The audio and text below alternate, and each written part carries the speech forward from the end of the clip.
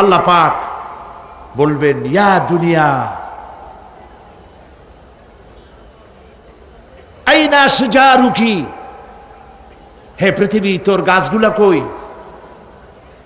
ইয়া দুনিয়া আইনা জিবালুকি, হে পৃথিবী তোর পাহাড়গুলা কই? আইনাল জব্বারিন, স্বৈরাচারেরা কোথায়? আল্লাহ প্রশ্ন করবেন, আজকের রাজত্ব কার? আল্লাহ পাক আওয়াজ দিবেন, বলবেন, আজকের রাজত্ব কার? কোনো জবাব নাই, আকাশের নাই, জমিনের নাই, আকাশও তো নাই, কারো কোনো জবাব নাই।